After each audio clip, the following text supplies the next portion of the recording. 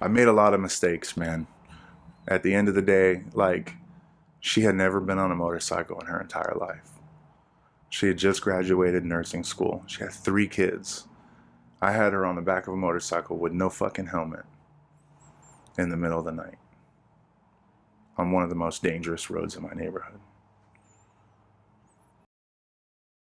I would like to welcome Casper, the Soul Food Junkie. My man came and took a really long drive. Want to let us know where you came from? We came from Labelle, Florida. My man, I really appreciate you taking that drive, my man. Yeah, I no know problem, it's Memorial bro, no Day. problem. Yeah, it was an honor, man. I like what you guys got going on. I appreciate that, brother. You know, it's been an interesting process, and I've been talking about doing this for a few years now. Oh, yeah. Everything has kind of evolved as the time's gone on, and it's been really cool because I've been able to watch you evolve and change and go through your process as well. Oh, yeah. Where are you working at now? What is your I got a business? shop in Labelle called Good Times. Good Times, and what is it that you do there? Just tattoos. Tattoos? Yeah, it's pretty much just me, man. I got another girl that works there, but real small town, you know what I mean? I like to, because it gets me pretty much the bare minimum. It gives me more freedom to be able to do other things. I mean, obviously I tattoo as well, so I get that fully. Yeah, so you know exactly what I mean. It's interesting because you can get to exactly where you want to with tattooing and realize it's actually not exactly where you want it to be. Or, sometimes it could just be enough. You know what I'm saying? Like, sure. Sometimes just getting by with doing a little here and a little there and expressing more and having that freedom, man, because the whole reason I even became a tattoo artist is because I always wanted to do what I wanted to do. Without a doubt. You know what I mean? So it pretty much funded the entire thing. That's my entire life. The one thing that I've realized with my business is I don't prioritize the monetary aspect of it, and that is the original goal. You get into it thinking that you're going to make a lot, and you realize that in order to keep artists happy, you have to stay creative and be able to be happy as you create. Absolutely. And keeping the money to the point where that's not the priority is how you keep the artist happy. Yeah, I mean, when I was earlier in my career, man, I had a drive. And money was a big part of it, for sure. I'm not going to deny that. You know what I mean? But I pressed and pressed and pressed until I got satisfied with what I was doing. You know what I mean? And then I got a little bit to where I was comfortable at a certain plateau. And I could have went a little farther with it, but I chose not to because like I said, it just gives me more freedom to be able to do other stuff. Definitely. Yeah, I remember I visited you at one of the shops that you're working at. And I remember it was a busy shop. You had a solid situation, and it wasn't much longer that you had branched out and did your own thing. Yeah. And I remember the first curiosity was what made you decide to do that? But the other part was, as an artist, I feel like I almost didn't have to ask. But do you remember what your mindset was at the time? Honestly, I mean, I just wanted to do really dope art. That was my main focus. It was like, I want to make the best thing that I could possibly show. And I liked being able to impress people. For sure. It does a little bit for my ego. When people are like, oh man, you did a fucking fantastic job. And I'm like, yeah, thanks. Definitely. It definitely helps out. Yeah, at one point I remember you guys had gone to a couple conventions and really cleared house with those awards and everything, right? Yep. I worked for a pretty decent shop over there, and I got lucky enough to work with a lot of really good artists. And the good thing about tattooing is when you surround yourself with good artists, it pushes you to be even better because you're like, yo, I got to keep up with these guys. You know what I mean? And the only way I'm going to do that is to try my hardest and try to do the best that I possibly can. So as far as getting into tattooing, what was the inspiration? Do you remember? Honestly, I feel like the main inspiration that I had was that I knew these guys, and they were, because I come from a small town, mostly immigrants and low level of income housing project type deal, you know what I mean? And this is Labelle? And this is outside of Labelle, mostly farmers and just backwoods town. But so if somebody wasn't from Labelle, never been there, like, give us a description of it. I guess it's got like 2 traffic lights. Wow. It has 2 traffic lights and 1 McDonald's. You guys have a post office? Yeah, we have. It's a pretty big post office, believe it or not. It's probably the business to work for, right? Yeah, for sure. It has to be. Wow. Absolutely.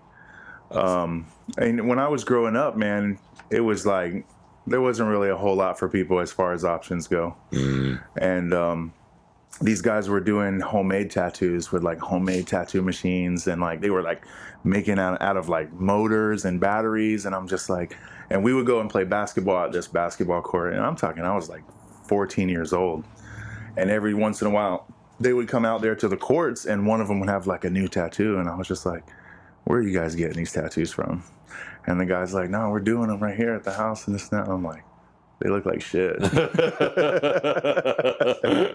You know, because I mean, I've been drawing my whole life and I've always loved art. You know what I mean? I never really thought it would turn into tattooing.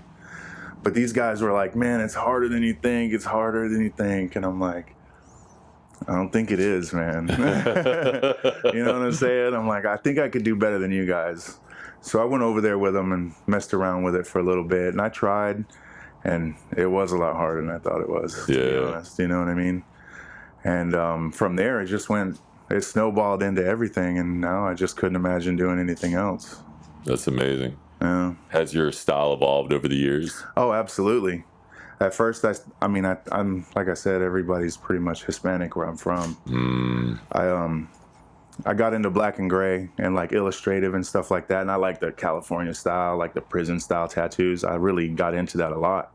For sure. And I did a lot of kind of tattoos in my early career that were similar to that. But once I got into knowing other artists and moving around and like taking tattooing like really serious, I started to get into like traditional style Americana, like Navy tattoos and stuff like that, like vintage stuff.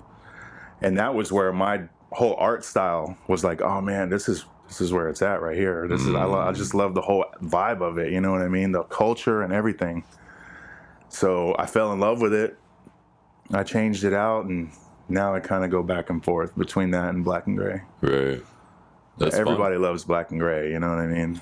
You know, being in Florida, I get mixed reviews. Yeah. You know, I mean, because of this sun-kissed skin that everybody has, that bold will hold concept is obviously the move here. It is, man. But I'm from California, so I've got that West Coast black and gray style that it's not really built for the Florida skin. You know? It's not. Well, the good thing about black and gray, man, is it settles in, and it you know, it as it ages, it looks better. For sure. You know, so it has that on its side. Definitely.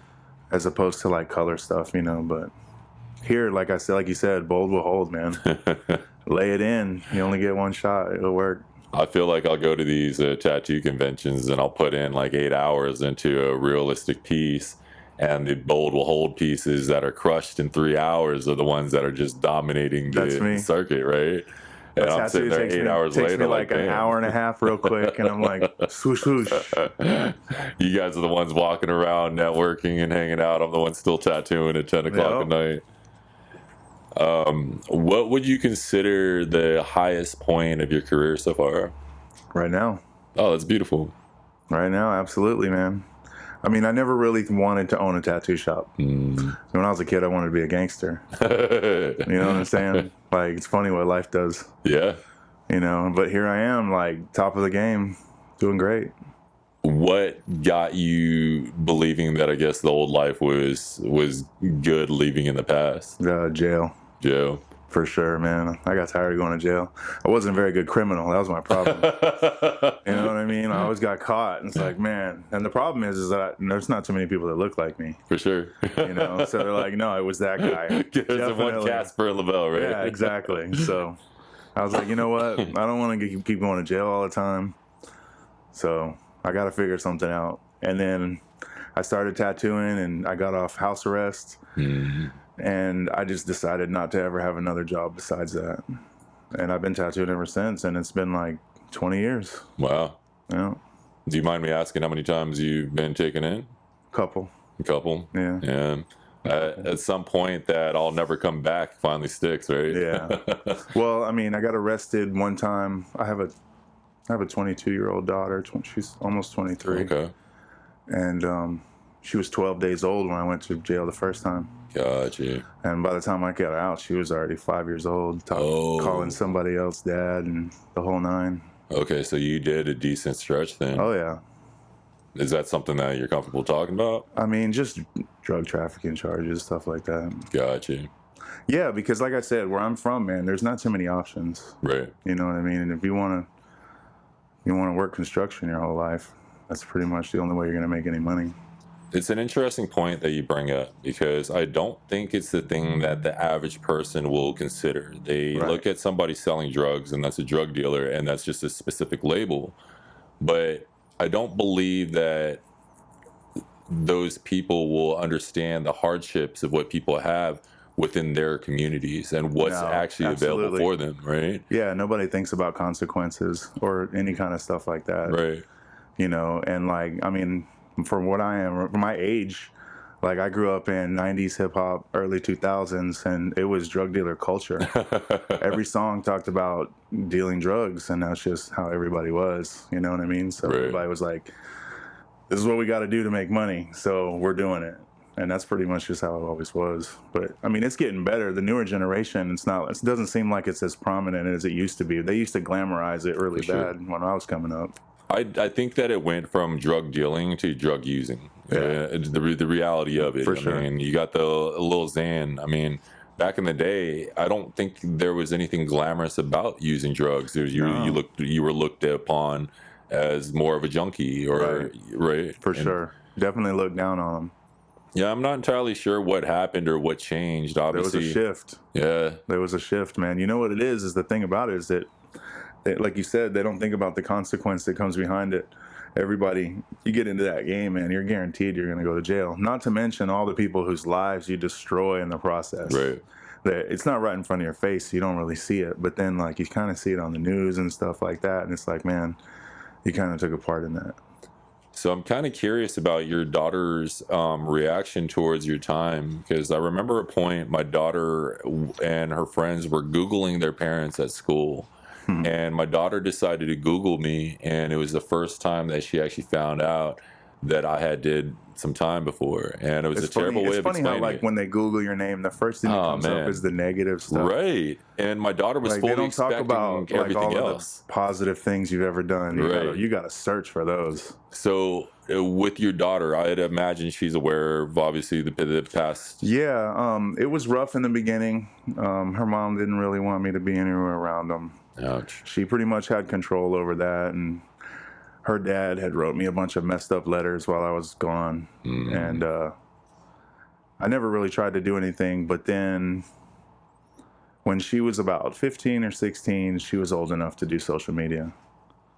And like, as soon as she was on social media, I was just like, doot. Nice. I'm like, hey, I think I might know you. You know what I mean? How was her reaction? She was like, I think I know you too. I was like, beautiful. What's up? You know, I started talking to her, and then I had to go and meet her a couple of times behind her mom's back. You know what I mean? But like, I mean, she was underage, so, but it wasn't nothing going to stop me. Right. You know what I mean? I was willing to take that risk right away. For sure. And now she's older, and I mean, I'm far from the best parent, you know what I mean? But what do you say? We have a pretty good relationship now. I mean, I've gotten to tattoo her a few times, and she's older now. She kind of does her own thing, but she's independent, and she's exactly like every female in my family, and they're cold-blooded, man. Yeah. You know what I'm saying? So she's exactly like them. So she's pretty sharp when it comes to me. She's like, she don't pull her punches whatsoever. Like, she knows. I mean, it is what it is, but we're working towards a better relationship now. You know what I mean? I like it. How old was she when the mom found out that you guys had reestablished a relationship? Probably 16. Okay, so like a year had passed by at that point. Yeah, like 16, 17, something like that, and a bunch of bad things happened, man. Like, I'd imagine so. You know, when I was a kid, like I didn't like grasp the reality that I was having a baby. You know what I mean? Like, I was running from the law. Like, I had gangbangers doing fights in my house, and my house got destroyed one time, and the cops came. I had to skip town, left all my stuff behind, and that's when she was born. We happened to be in Central Florida somewhere running from the cops, and my pregnant girlfriend, I'm dragging her through around like an asshole, you know what I mean? Like, come with me, even though I'm wanted and you're not, you know? So she was born at the hospital in Central Florida or whatever, and then like 12 days later I went to jail. They knocked on the door, I'm like, damn, I guess I'm going to jail. Wow. Yeah. And I ended up going for a while. That's a heavy feeling at that point, knowing that everything's, I mean... Yeah, everything kind of hits you all at one time. Like, dang, man, you're really messing up. Right. Do you believe that was the game changer? Do you believe that things would have changed without that happening? I mean, yeah, I needed that, man. I needed that just to... I'm stubborn just like anyone else, maybe even worse. You know what I mean? I'm the person that you could be like, hey, don't stick your hand in there because it might get it cut off. But I got to stick my hand in there to find out. You know what I mean? Like, I don't believe what anybody tells me. I got to find out for myself. And it's always come back to bite me in the end, for sure. Oh, yeah. So you said she's 22 now? Yeah. Is that your only child? No, I got 2 other ones. Okay. They live close to me where I live at now. And I'd imagine they're younger? Yeah, I'm 15 and 16. Okay. Going to school and all that whatnot. Man, my daughter's 15, and I'm feeling for any other parent at that point. Yeah. It's an interesting age. I got one, man. My daughter, Sophia, she's wild. She's wild just like us. I mean, we gave our parents a run for the money, you know what I mean? It's tough to discipline. And she's the same way, and then I got my son, he's 16, but he's a good kid, gets good grades, stays out of trouble. I'm like, man, I can't ask for nothing more than that. You know what I mean? You're doing great for yourself. Are any of them showing any interest in the tattoo I don't think so, man. I don't think so. But I mean, they're still kind of small, so like my daughter, she would definitely have tattoos. She would be like, yo, tattoo my whole body. I'm down for that. But as far as taking the discipline to like really, really, do something with it, I doubt she would. I don't know if she has the interest. I'm curious, have you ever presented that to her? Yeah. I'd imagine you're talking about the 22-year-old. No. Okay, the 15-year-old. The 15-year-old, yeah. Gotcha. Yeah, no, the 22-year-old, she, her name is Raina, and she's lived with her mom her whole life, and she was never really exposed to it as much as my other 2 were. My other 2, they grew up in a tattoo shop. That may be her interest, though, the fact that it may be more of a curiosity thing for her, because I remember what got me with the tattooing is my dad's a parole officer, and he had a lot of Chicano parolees. And I remember there was a guy that ran up to us in his Nike Cortezes, his Dickies, and his wife beater, and just wet up, tattooed everywhere. And it was pretty wild to me, and that's to me what pushed me into it. My dad wasn't into the tattoo world. I wasn't in tattoo shops, but the curiosity of it got me. So I'm kind of curious if at some point your daughter will maybe show some interest, just because it might be a bonding situation. Yeah, you never know, man. I mean, I'd love to see one of them do it. That'd be killer. Like I said, my 2 smallest ones, they grew up in a tattoo shop. I mean, like sweeping and mopping and magazines, the whole thing. You know what I mean? Right. So both of them are kind of bored with it. That's how my daughter is. Yeah, they're just like, yeah. I don't know. I might get a tattoo. Sophia, she would be like, no, let's do my whole arm on a sleeve. You know what I mean? Does she at least want cool ideas, though? Probably not. She's still 15. Her cool ideas are ridiculous. Yeah, my daughter wants love on her wrist. Yeah. And I'm like, oh, God. Yeah. Kids, man. Yeah, when I talk to my daughter, she knows that obviously she has 2 shops. At some point, if something happens to me, they would be hers. And she is not interested. Yeah. Like it is not within interest. I've shown her how to do permanent cosmetics, and she's training here just to understand the respect level. But I think that there's got to be some point of like rebellion against your parents. For sure. To where you're like, man, I see the way that makes you smile. I don't want no part of it. The thing I've noticed with my daughter is her mom does hair, and so she loves doing hair. Right. And it's just one of those things where I don't ever want my kid to be who she is based off of me. Right. And I see a lot of tattoo artists where I really appreciate that the parents allow the kids to be who they want to be outside of what our interests are. For sure. But I think it's also because we probably realize how crappy some of the bad stuff is with it. I'm like, dude, trust me, you guys don't want no part of this. You guys don't want no part of this. I got PTSD from tattooing, you know what I mean? Tell me one of your most extreme stories that's happened with tattooing. Oh, man. As far as what though, man? Maybe customer or like a situation. I mean, we've had people, we've had a guy run out where. Okay, so I had this lady, all right, and keep in mind that this lady, she's an older lady. She might be like early 60s, probably, at the beach and on the boat all the time, like brown leather skin. I'm not going to mention any names because I don't want it to come back on me. I'm not trying to get canceled or anything.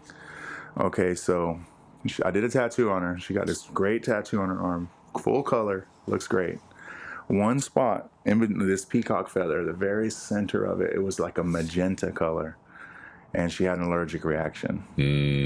Her skin welted up real bad, and I was like, "Hey, man, I'm really sorry that happened to you. You know what I mean?" I was like, "If there's anything that I can do to help out, just let me know. If you have any questions." I was like, "But you're gonna have to keep that out of the sun." Well, she didn't listen. She was like, so then I noticed that she had posted. Now, keep in mind that this is my mom's friend. So I'm trying to be as polite as I possibly can.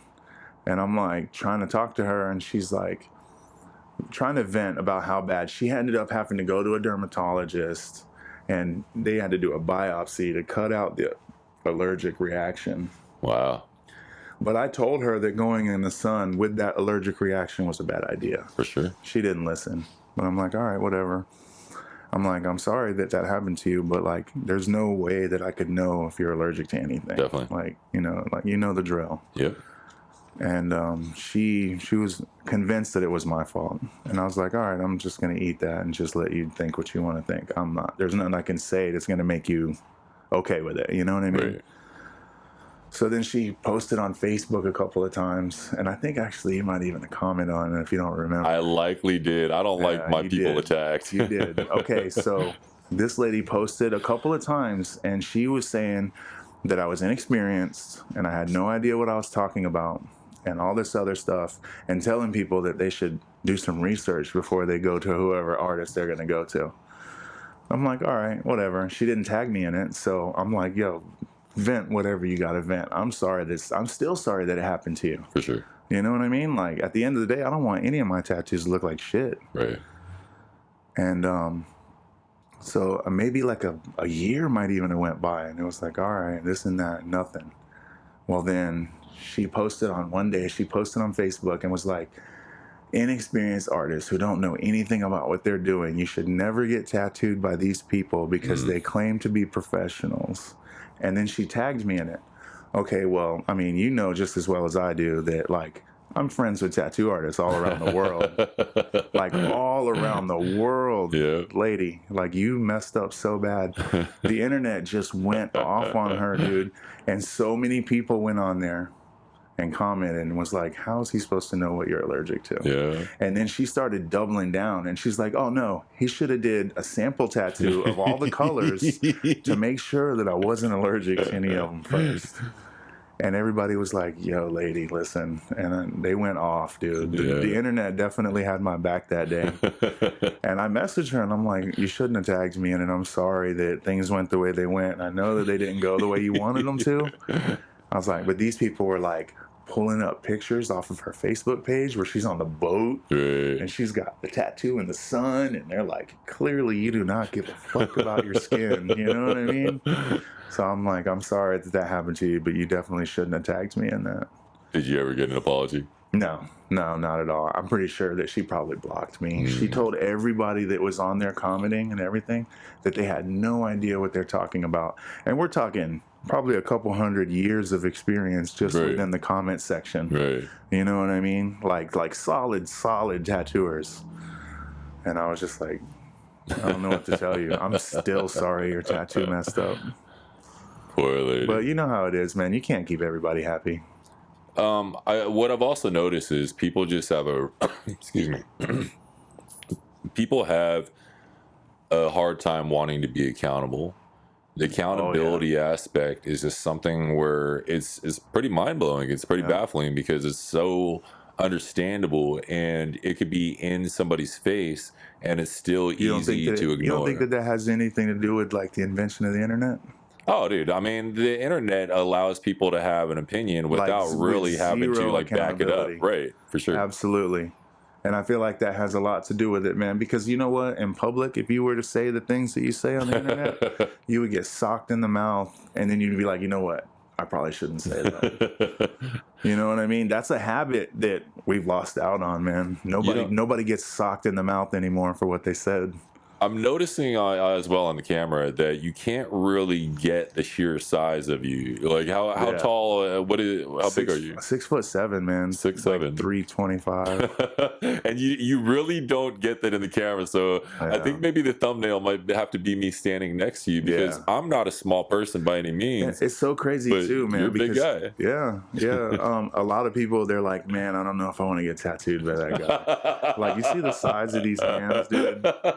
Like, they're like, no, I don't know if I want that dude to do it, man. But I mean, you've seen my work, dude. I've never had any issues with it. People always say, oh man, this dude's probably going to be heavy-handed like a motherfucker. And I'm like, shut up, let's go. You know, when I get in the zone, I'm just like, come on, let's go, let's get it. For sure. I believe that your soft-spoken nature will probably at least at some point appeal to people, you know. Yeah, a lot of people don't know that, man. A lot of people, they pass judgment on me a lot when they see me from afar. For sure. Because they see me and they're like, yeah, that motherfucker will probably kill you, you know what I mean? But then they start talking to me and they're like, man, you know a lot about a lot of stuff. And I'm like, yeah, I mean, you know, I'm interested in a lot of things, so. For sure. I got to be doing research and stuff like that. And I try to be level-headed when it comes to a lot of things, you know what I mean? And the best way to really get to know people, too, is when you stay level-headed and just be like, hey, you know, I'll be friendly. I try to be friendly with most people. You know what I mean? I didn't used to be. That was my problem, is that I kind of was a late bloomer when it came to that. You know what I mean? Like, I did my own thing when I was younger. But then as I got older, I felt like, you know what, like, I should probably listen to what people have to say. You know what I mean? I understand. And it helps, man. It helps because then I start realizing, like, oh, man, you know what? Maybe I was looking at it the wrong way, or maybe I wasn't. You know what I mean? I've also noticed that the different conversations and the more I open myself up to talking to strangers, right, the more I never realized before how many doors I left closed for myself. Yeah. Every time you meet somebody new, every new conversation, absolutely. They may offer something, right, where you don't even realize, but based off of your guys' energy that you just created, there may be a door that could be opened up where your life could literally change in a day. And that's the part that I've learned to embrace. Whereas before, I would to talk to a stranger and it was like, stranger danger, I need to go on my way. I think that was like, that's how the first time we ever even met, really, was we were at Kingpin, I think. I think that was the first time we ever met. Just chopping it up. We were at Kingpin. They had the Customer Appreciation Day. And we all met up there for that little, they had like a food truck and all that up there. Yeah, that's when you had the first Dodge Charger. Yeah, the black one. The one before you got the gray one, right? Yeah. Yeah. I remember, man. Yeah, that was, and you I was came on a up. motorcycle. Who did you come up with? Yeah, I remember you had the little the Mexican blanket on there too. Yeah. Man, I painted that bike myself, man. It took me a long, long time to put that together. It looked good. Yeah. Yeah, I won some trophies for that one. Did you? I went full cholo style with that one, though, man. It looked so California style. So is motorcycle thing like just a hobby thing, or is like how passionate of a thing is it for you? I mean, if I'm not tattooing, I'm on the bike. Heck yeah. You know what I mean? That's just how it is. Or I'm at home sleeping, one or the other. I try to, I mean, I don't sleep as much as I'd like to, but, you know, these days I get a little more sleep than I used to, for sure. But I like riding the bike, man. I like going out and just tearing down the road, man. Like I seen a post on Facebook the other day, and it was so funny because it was like, Young Dolph hits different in fifth gear. You know what I'm saying? That's funny, yeah. And when you're riding, bro, it's like, man, music just sounds so different, man. Right. It's just you feel it way more when you're doing 60, 70 miles an hour down the road. I've had a hard time with it, man. It's tough because in a sense it almost made me feel like I was never really a rider because I've unfortunately had quite a few unfortunate things happen involving motorcycles and riding, and it really tainted it for me, where I had bought a Harley and for 2 years it just sat in my garage, you know. Yeah, it's not for everybody. That's the thing, man. You know, and I was recently in a pretty bad motorcycle accident, And everybody keeps telling me, man, I'm surprised you still ride. For sure. I don't understand why you still riding that thing. And I'm like, man, at this point, man, that's all I got. You know what I mean? Like, how banged up were you from that accident? it was pretty bad.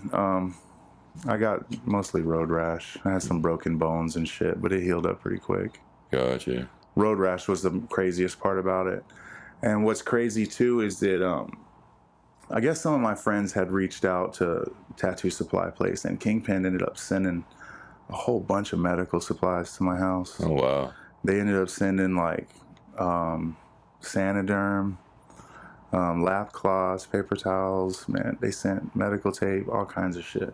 That's dope. But I mean, I had road rash all the way from my head to my toes. You know what I mean? I was wearing gloves too, and I ended up scraping both of my hands and ended up with no gloves. No way. I don't even know where they ended up going. The road rash is healed really well. Oh, yeah. Yeah. It took a little while, man. It was gross. Yeah. I had a piece on my leg. I had a piece of skin that I had kept. It looked about that long. It still had the tattoo on it. You kept it? Yeah. You still have it? It looked like fish skin. No, I ended up throwing it away. Oh, man. Yeah. It looked like fish skin, though. It was all silver looking. So what tattoo did it come from? The whole leg. Wow. Yeah. I lost most of it. That's wild. But it's crazy because I had road rash there from a 4-wheeler accident a long, long time ago. And the tattoo's still there, man. Like, tribal tattoo to haunt me for the rest of my life. Like, it's like, I'm not going nowhere. It's locked in. Pack all that old school carbon in there, right? Yeah, for sure. And I'm glad that the recovery... It gets scary, man. You know, like, you know, in reality, man, people die every day, man. You know what I mean? And it sucks, dude. It sucks, especially when you feel responsible for it. But, do you feel like responsible for it, or is that something that you've been able to shake? Absolutely. Yeah, I mean, I was on the bike, you know what I mean? It's unavoidable. But I feel like, man, if I never were to ever ride again, it would all be for nothing. You know what I'm saying? Like, I feel like I would be quitting. I feel like I'd be giving up. And why would I just want to sit around and like drive around in a Honda Civic for the rest of my life? You know what I mean? I'm like, dude, I love to ride, man. I just love to be on the motorcycle, no matter what. And I wouldn't want to stop doing it no matter what. There ain't nothing that would make me stop riding. Does the riding help appease the guilt at all, I guess? Some days it does, and some days it really kicks you in the butt, you know what I mean? It just depends on the day. Just like anything else, you know. Some days just hearing the phone ring could, you know, I guess it just depends on the day. It helps a lot more than it hurts, though. I can tell you that. No, I know that it's a super sensitive situation, but obviously you experienced a loss during that point. Yeah, man. We were coming home from motorcycle club open house they have locally in our town, Fort Myers, and we were like 3 blocks from my house. And on Highway 82, man, it's so bad. People die on that road every weekend. Every single weekend, somebody dies on that road. And you never see cops out there at all, ever. And people fly, man. They fly down that road. Well, anyways, we were coming home. I had my wife on the back of the bike with me. And I moved over from one lane to the other because I was about to get in the turning lane. And we were hit from behind by a car doing 100 miles an hour. Yeah, and I woke up. My wife was already dead. The bike was ruined. You know what I mean? Both my legs, my ankles were broken. My heel was broken.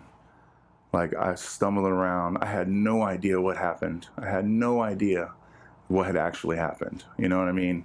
My head was like busted open. Blood was everywhere. My entire body had road rash. And they're like, sit down, you're all fucked up. And I'm just like, what's going on? And before I even realized what was going on, they had put me in an ambulance and doped me up, and I was asleep. I'm like, all right, so what's next? And I feel like I was only asleep for like 10 minutes. And I woke up and I talked to a couple of people. I went back to sleep like 4 different times. And I'm sitting there talking to everybody, and my mom's like, you're okay? And I'm like, yeah, I know I'm okay, you know? And I felt like I'd only been there for one day. I was there for like 6 days, you know, and I was so messed up that I couldn't even get out of bed. And I was so messed up that they couldn't even let me stay awake. So they were like, keep him sedated the entire time. Wow. You know, and I'm asking about Paige, and I'm like, and they're like, you know what happened? And I'm like, yeah, I know now. You know what I mean? Because, and then everything hit me like a brick all at one time, you know, and before I had a chance to even comprehend what happened, it was like, we got to do a funeral. We got to get a headstone. We got to do this. We got to do that. And I'm just like, man, this shit's really fucking happening. You know what I mean? Like, this is really, really a thing, you know? And I can't help but feel sorry for myself and feel sorry for her children, because like, she's gone, and I know that it's not my fault that we crashed, but I mean, I was still on the motorcycle. I still put her on the motorcycle. You know what I mean? There's no way I couldn't feel guilty for that at all. Still, every single day I think about it, it's just, it gets harder and harder, you know what I mean? Do you believe it would have been different if you were in a car? Who knows, man? Of course it would have been different. Things would have been different if I would have moved over 2 seconds sooner or 3 seconds later. But that's the part where it's like, there's certain things that as much as we are in direct, I made a lot of mistakes, man. At the end of the day, like, she had never been on a motorcycle in her entire life. She had just graduated nursing school. She had 3 kids. I had her on the back of a motorcycle with no fucking helmet in the middle of the night on one of the most dangerous roads in my neighborhood. You know, you can feel as much as you think you can feel about anything, but it doesn't change the reality. You know, and I feel like the worst part about it is that I survived. ouch. It feels like it would have been easier to just... I mean, it would have been easier for me. Yeah. What about my kids? I mean, what about my family? I mean, am I supposed to feel grateful that I lived so that they didn't have to feel the pain that her kids felt? I believe so. I also believe that when situations like that happen, It's hard. That's hard to do. there has to be a way that they stay alive somehow, and I do believe that we give them that opportunity. That's the part that I'm struggling with now. But it also makes me proud of you for being on the bike and having the thought process you do, keep yourself safe. But the fact that you didn't allow it to scare you off, man, as much as she never chose to be on the bike before I ever had the opportunity, I guarantee as she was on the back of that bike holding on to you, it was a time of her life. So Absolutely. How do you really tell yourself that she would have wanted to be different? Listen, we were literally laughing down the road. Right. You know what I mean? So that's something I wouldn't think that she would want you to feel guilty for. Listen, if there was ever a chance that she could have been on the bike while I was on the bike, she was fucking there. That's awesome. You know what I mean? Like, she was the real deal. And how... You guys had gotten married how much earlier before then? 3 months, man. That's what I thought, because I had stopped and I saw you guys at the reception. Yeah. I mean, we've been together for a few years, and neither one of us really even wanted to get married, man. It was just something that kind of just happened. It just felt right.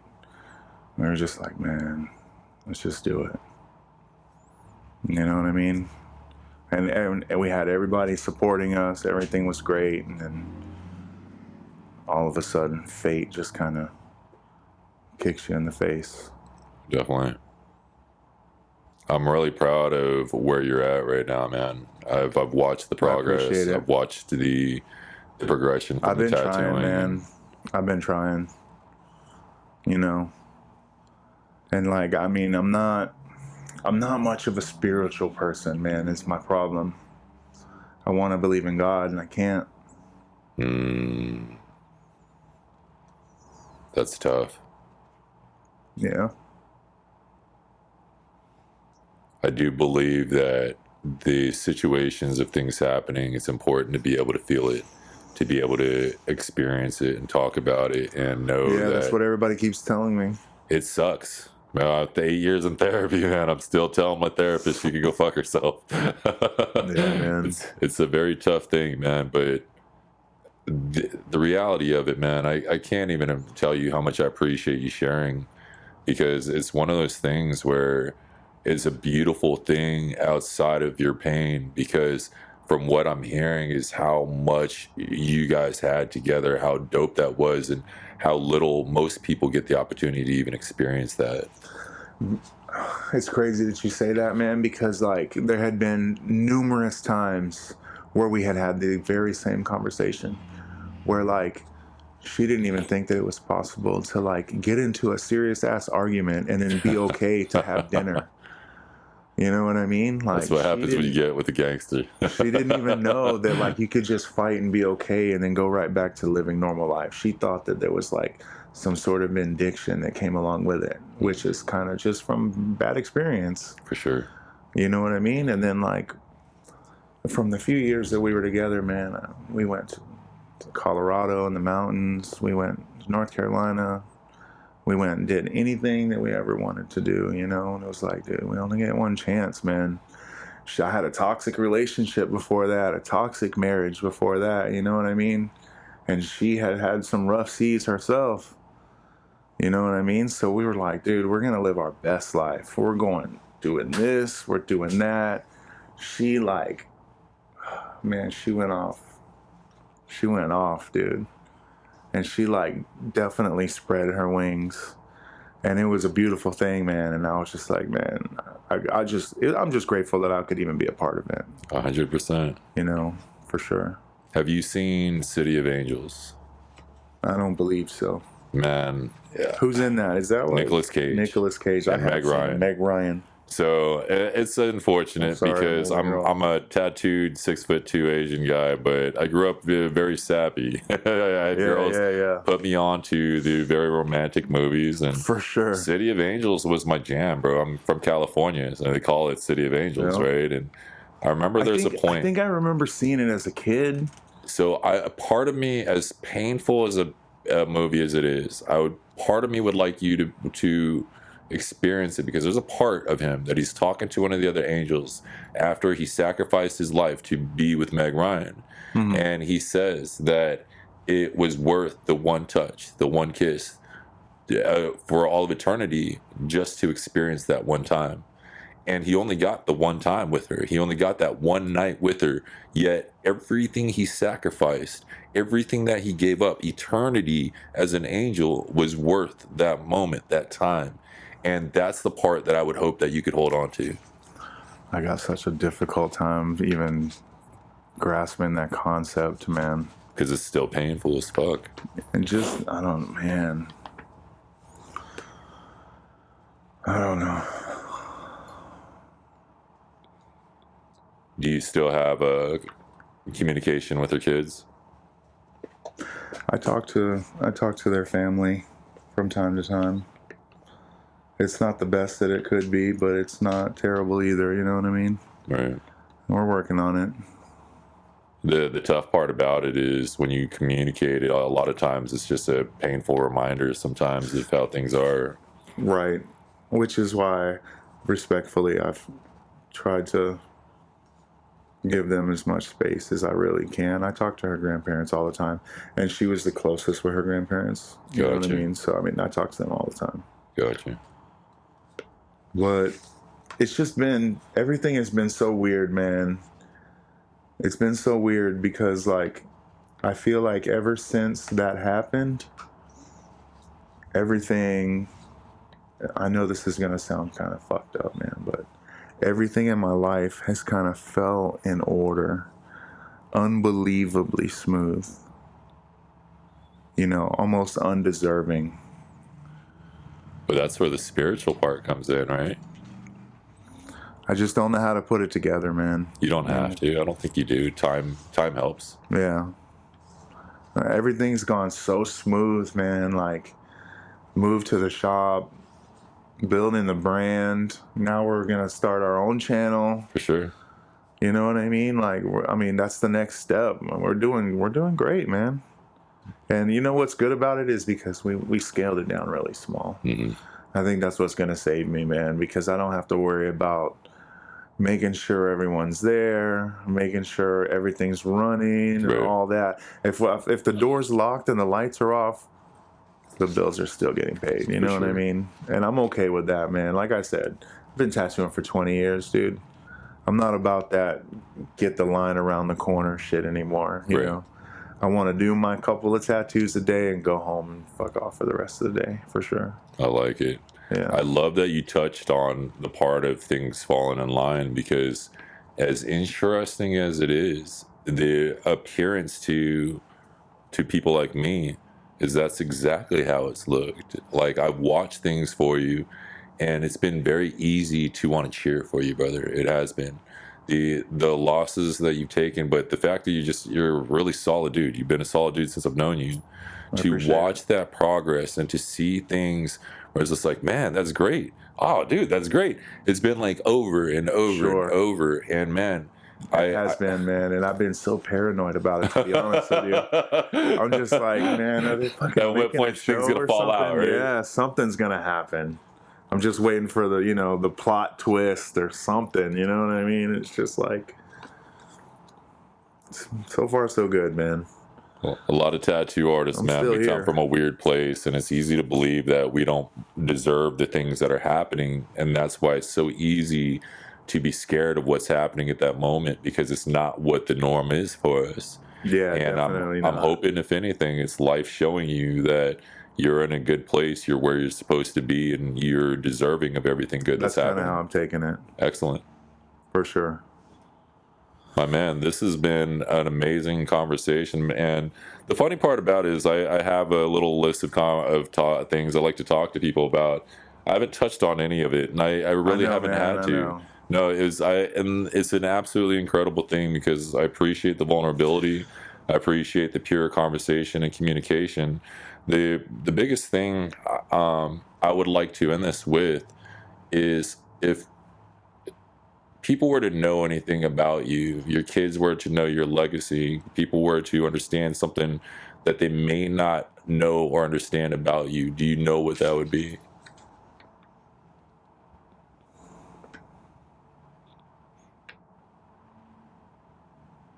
I feel like the best thing that they could ever say about me is that I was a good person. You know what I mean? I would hope that that's what they would say, to be honest with you, but you never know. My kids are so unpredictable. But that spells out a lot. It does. The fact that that's such an important thing too. It is, yeah. Because, at the end of the day, I really care about, like, if they think I'm a good person or not. You know what I mean? Like, listen, I've met a million good artists. I don't want to be known as a good artist. I want to be known as a good human being who does art. You know what I'm saying? Like, art is definitely a huge part of my life, but it's not my entire identity. Right. And I feel like the more people that I share my art with, the more people that start to realize that.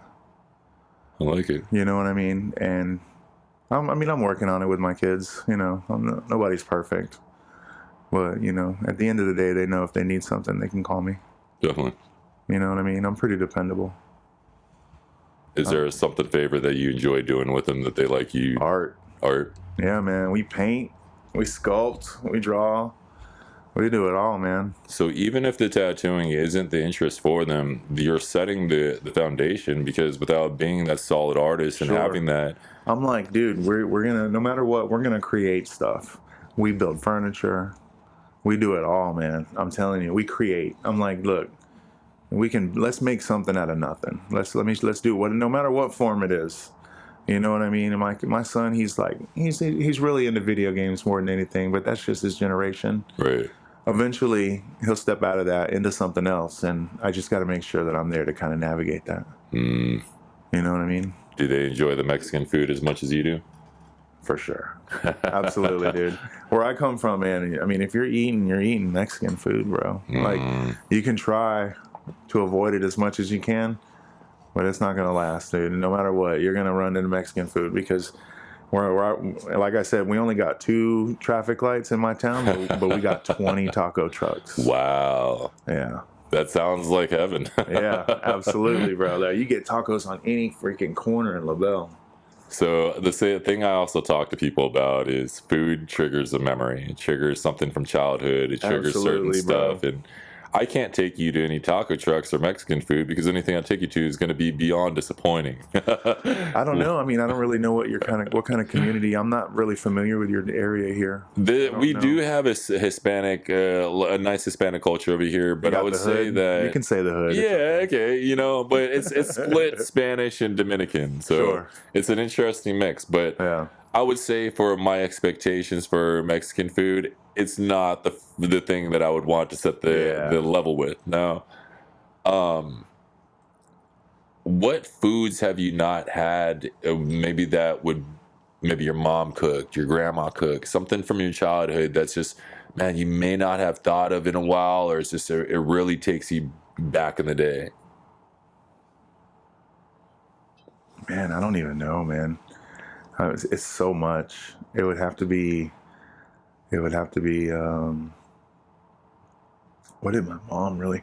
You know, to be honest with you, man, my mom wasn't really much of a cook. To be honest with you, like when my mom was really in charge of us, when we were too little to do for ourselves, like 10 years old, it was always like either like frozen prepped food or my sister or somebody else would cook, right? Got you. So, and then my sister, once my blood sister, once she was old enough to where she could cook whatever she wanted to cook, she was pretty much the chef of the whole family. Nice. And it was like everything, anything that was like Spanish.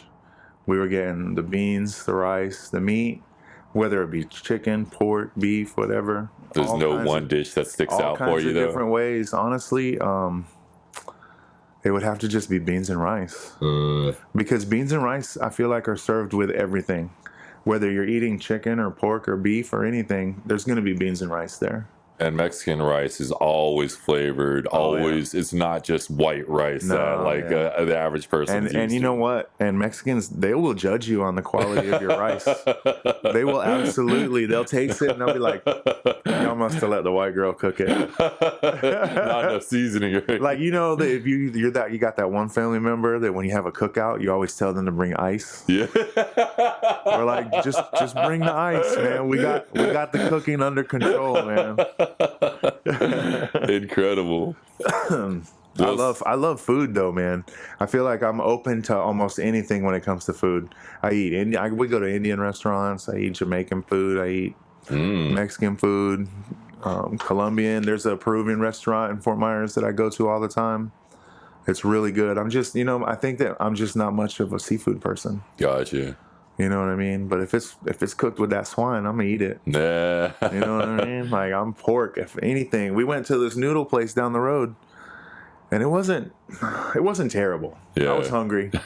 I knew, it never fails if you go with pork. It's never gonna fail. She got chicken. She didn't like it. I knew she wasn't gonna like it. It was gross. Very bland. Yep, very bland. I was like, as soon as I tasted it, I was like, ooh, you got the wrong one. Yeah. No, it's a very Americanized noodle place, Sure, it's a compromise. Yeah, we're going to have to step it up a little bit. We'll send you guys home. We'll take you to some fun. We'll go get some nice fatty broth, and we'll have some good times. And one of my favorite things about food is the opportunity to sit and enjoy pure conversation. Absolutely. The barbershop, the tattoo shops, dining room table. That's where some of the best conversations and communication happens. Man. And you know what, man? It just depends on who you have sitting with you too. You know what I mean? For sure. Like, the quality of the conversation is pretty significant. And you sit around and everybody starts eating food. You get a little comfortable, and then that's when the genuine side of you comes out a little bit. You're a little more real. Definitely. You're comfortable. It's almost like alcohol does for you. You know what I mean? Like, when you start to eat, you're like, yeah, let's party. I've also noticed too, it's really easy that when you eat with somebody, or even if somebody else buys you a meal or brings you a meal, there's a different energy that you have with those people. Man. You're breaking bread with them. Bro, really. You're showing them a window to your soul. Right. Absolutely. Because you're like, it's very similar to art. For sure. You're like, hey, man, look what I made for you. You know what I'm saying? That's like, why I feel like we do so well with chefs, right? This is important here. You know what I'm saying? This didn't come from the restaurant. Right. You know, like that is significant. And when you give that to someone and they're like, bro, this is way better than the restaurant. You know what I mean? Like, man, that's real bonding, man. Right. Food is the gateway, bro. I'm telling you. I love it. And every time I go places, I'm like, oh, what are we eating? The first thing I say, what are we eating? Because, you know, we got to have some food no matter what. That's why I told our producer, Ryan, that I want to incorporate the food as much in these, and we're going to try to make sure we take everybody out to eat to something that really gets One them day I going. got to get you guys out there to Labelle, and I'll take you guys to get some tacos. 100%. Like, 100%. Dude, when we had the grand opening, when I was at the shop in Fort Myers, we had the grand opening. We had my buddy bring the taco truck right there to the parking lot. Beautiful. Right in the parking lot. That is come beautiful. On, man. We need tacos for everybody.